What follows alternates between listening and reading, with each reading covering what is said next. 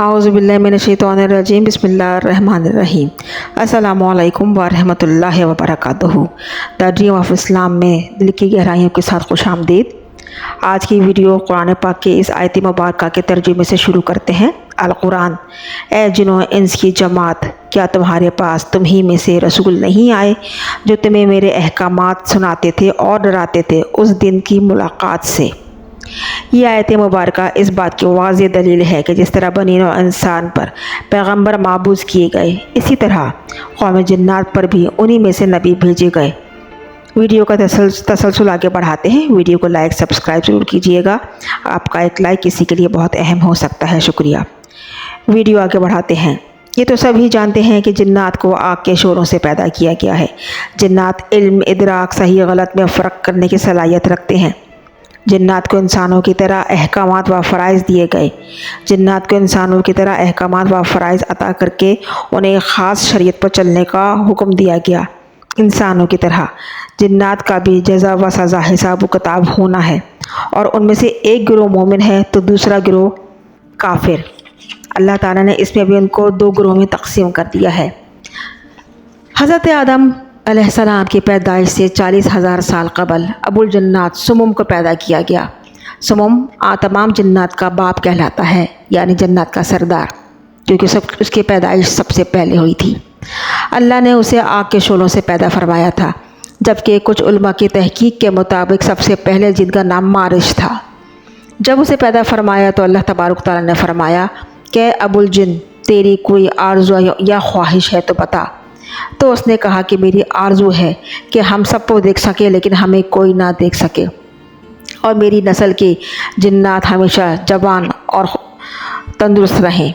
پھر اللہ تبارک تعالیٰ نے اس کی یہ خواہش پوری فرمائی، لہٰذا جنات کو، مخلوق کو دیکھنے کی اللہ تعالیٰ نے صلاحیت پیدا کی، لیکن انسان انہیں نہیں دیکھ سکتے۔ جب وہ مر جاتے تو زمین میں غائب ہو جاتے، اور پھر ان کا بوڑھا بدن بھی جوان ہو کر نکلتا، یعنی انہیں بچے کی طرح کم عمری میں لوٹا دیا جاتا ہے۔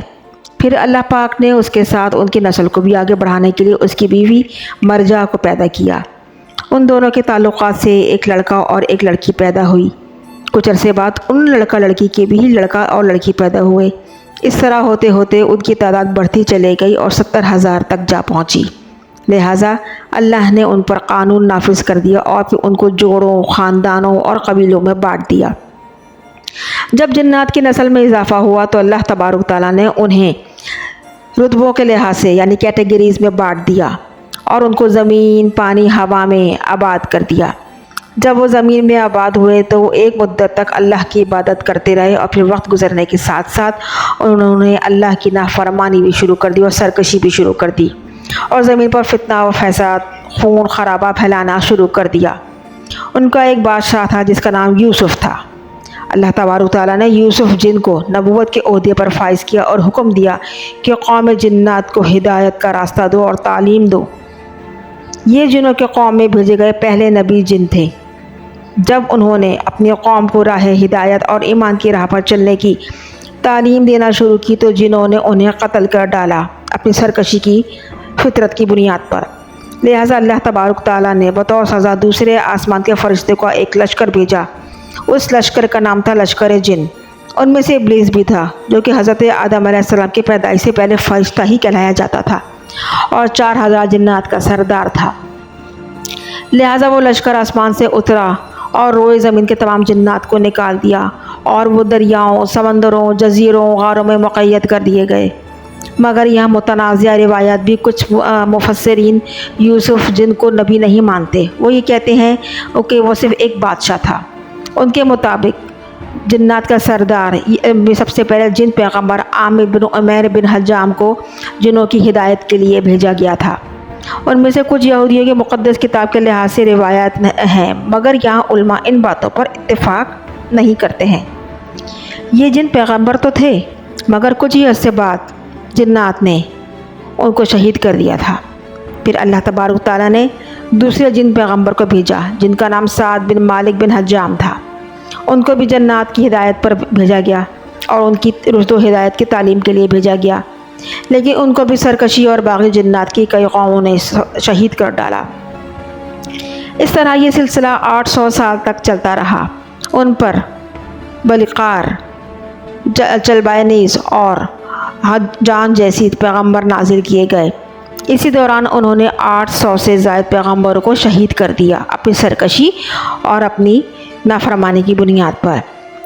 اس کے بعد اللہ تبارک تعالیٰ نے قوم و جنات پر اپنے قہر کا عذاب نازل فرمایا، اور جب ان پر اللہ کے قہر کا جلال کا عذاب بن کر نازل ہوا تو ان کا 1000 حصہ زمین سے صاف کر دیا گیا، یعنی ان کو صفحہ ہستی سے مٹا دیا گیا۔ ان میں سے چند اطاعت گزار اور مومن جن بچ گئے تھے، جن کو غاروں، پہاڑوں، جزیروں، سمندروں، ہواؤں میں جانے کی حکم دے دیا گیا۔ جنات سے جنگ کے بعد عزازیل نے اللہ سے التجا کی کہ اسے زمین پر ہی رہنے دیا جائے، لہٰذا وہ یہاں آباد ہو گیا اور اس کی نسل پھلی پھولی، اور اس کی کثرت عبادت اور اطاعت گزاری کی وجہ سے اسے 7 آسمان اور 7 جنت میں جانے کی اجازت مل گئی۔ پھر ابلیس نے روئے زمین پر رہنے والے جنات کو اپنے ساتھ ملانا شروع کیا۔ جنات کے 4 قبیلوں نے تو ابلیس کے ہاتھوں بیعت کر لی تھی، جن کا نام خندام، ممتاز اور برامین تھا، جبکہ جنات کے 2 قبیلوں نے ابلیس سے بیعت نہیں کی، جن کا نام بسم اللہ اور ظافر تھا۔ جبکہ کچھ مورخین نے لکھا ہے کہ عزازیل بھی جنات نبی کے قبیلے سے ہی تھا۔ اس نے جنات کے قبیلے بلوجان کی ایک لڑکی سے شادی کی، اور اللہ نے انہیں تبارک تعالیٰ نے عزازیل کو ہزاروں بیٹے اور بیٹیوں سے نوازا۔ جب سارے سرکش و نافرمان جنات ختم کر دیے گئے تو وہ وقت حضرت آدم علیہ السلام کی تخلیق کا وقت تھا۔ پھر اللہ تبارک تعالیٰ نے ارشاد فرمایا کہ میں زمین پر ایک اپنا نائب بنانے والا ہوں جو کہ انسان ہوگا۔ پھر حضرت آدم علیہ السلام کی اس دنیا میں تشریف لانے کے بعد جنات میں سے کوئی نبی نہیں بھیجا گیا۔ اس زمانے میں جنات کو پیغمبروں کی پیروی کرنے کا حکم دیا گیا جو انسانوں کے درمیان مابعوث ہو سکتے تھے، لیکن جنات کی شرانگیزی کی وجہ سے فتنہ فساد بڑھتے چلے گئے۔ اللہ کے پیغمبر حضرت سلیمان علیہ السلام نے ان پر قابو پایا اور دوبارہ ان کو اسی ویران غاروں، جزیروں، دریاؤں، سمندروں، ہواؤں، پہاڑوں میں جانے کا سختی سے حکم دے دیا گیا۔ جب اللہ کے نبی حضرت داؤد علیہ السلام کے وارث حضرت سلیمان علیہ السلام نبی ہوئے تو اللہ تبارک تعالیٰ کے دربار میں دعا مانگنے لگے کہ اے اللہ، مجھے مرتبہ عنایت فرمائیے کہ جو مجھ سے پہلے کسی کو نہ عطا ہوا ہو اور نہ ہی میرے بعد کسی نبی کو عطا ہوگا۔ لہٰذا وہ وقت بھی بہت عجیب وقت تھا۔ اس وقت لوگوں میں اور جنات میں اور کالے جادو پر عقیدہ اتنا پختہ یقین ہو گیا تھا کہ اللہ نے اپنے نبی حضرت سلیمان علیہ السلام کے لیے چرند پرند، ہوا، جنات، حشرات الارض یعنی سب کو ان کا ماتحت قرار دے دیا۔ تو بس اللہ کے نبی حضرت سلیمان علیہ السلام جہاں بھی کفر و نفرت، فتنہ، شرانگیزی اور انسانوں پر ظلم دیکھتے، آ کر اپنے معجزات دکھاتے اور یوں انسان آپ کو اللہ کا نبی جان کر صحیح راہ پر آ جاتے۔ اگر کوئی جن انسان کے گروہ پر حملہ کرتا اور اسے نقصان پہنچانے کی کوشش کرتا تو آپ ان جنوں کو زنجیروں سے جکڑ دیتے اور آپ کا تخت ہوا میں اپنے کاندھ پر اٹھائے ہوا آسمانوں پر پرواز کیا کرتی۔ آپ ہی کے زمانے میں اڑنے والے گھوڑے بھی تھے۔ ایک دن آپ معمول کے مطابق آسمان میں محو پرواز تھے کہ ایک جن آپ سے آ کر کہتا ہے کہ اے نبی اللہ، زمین پر بابل کے پاس جنات کا ایک گروہ ہے جو انسان پر بہت ظلم و ستم کرتا ہے، اور وہاں کے جن انسانوں میں حلول کرتے ہیں، پھر انسانوں کو تکلیف دے کر یہ یقین دہانی کرواتے ہیں کہ ان کے پاس علم غیب ہے، اور یوں انسان بھی صراط مستقیم سے ہٹتے جاتے ہیں اور ان پر یقین کرتے جاتے ہیں اور ان کے جادو و سحر میں پھنس رہے ہیں۔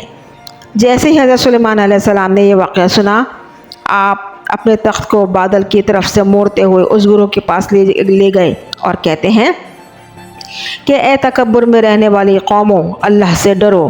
ان جنات کا گروہ حضرت سلیمان علیہ السلام کی طاقت سے ناواقف تھا۔ ان میں سے ایک جن لے آپ کہنے لگا کہ ہم کسی سے نہیں ڈرتے۔ پھر ہم اس قبیلے میں سے ایک جن حضرت سلیمان علیہ السلام کے تخت کے چاروں طرف سے گھیر لیا اور کہا کہ اگر آپ واقعی میں سچے ہیں اور اپنے آپ کو نبی کہتے ہیں تو ہمیں قید کر کے دکھائیے۔ پھر جیسے ہی حضرت سلیمان علیہ السلام نے اپنے عصائے مبارک جنات کی طرف کیا تو ہوا اور مٹی کا ایک عجیب سا طوفان اٹھا اور زمین کو چیرتا ہوا باہر نکلا اور زنجیروں میں تبدیل ہو گیا، اور وہ زنجیریں ان کی جنوں کی گردنوں پر آ پڑیں، اور وہ تمام کے تمام جن زمین بوس ہو گئے۔ اللہ تبارک تعالیٰ کے نبی حضرت سلیمان علیہ السلام کے قدموں میں گرتے ہی کہنے لگے کہ آپ کون ہیں؟ آپ نے فرمایا میں اللہ کا نبی ہوں، داؤد کا بیٹا سلیمان ہوں۔ اللہ نے مجھے اس روئے زمین پر امن و سلامتی کے لیے بھیجا ہے۔ اے گروہ جن، خبردار ہو جاؤ، اس زمین پر فساد نہ پھیلاؤ ورنہ اللہ کے عذاب کے منتظر رہو۔ یوں وہ گروہ جن حضرت سلیمان علیہ السلام کی نبوت اور سچائی پر ایمان لے آیا اور اللہ کی وحدانیت کو تسلیم کرتے ہوئے امن و محبت سلامتی کے ساتھ رہنے لگے، اور وعدہ کیا کہ کبھی بھی اللہ کی کسی مخلوق کو ایذا نہ پہنچائیں گے۔ ملک شام میں جہاں حضرت موسیٰ علیہ السلام کا خیمہ لگایا گیا تھا، ٹھیک اسی جگہ حضرت داؤد علیہ السلام نے بیت المقدس کی بنیاد رکھی، مگر عمارت پوری ہونے سے قبل ہی حضرت داؤد علیہ السلام وفات پا گئے۔ آپ نے اپنے فرزند حضرت سلیمان علیہ السلام کو اس عمارت کی تکمیل کی وصیت کی، چنانچہ حضرت سلیمان علیہ السلام نے جنات کے گروہ کو اس کام کی تکمیل پر لگا دیا اور عمارت کی تعمیر ہوتی رہی، مگر کہیں نہ کہیں جنات کی فطرت میں سرکشی غالب رہی ہے۔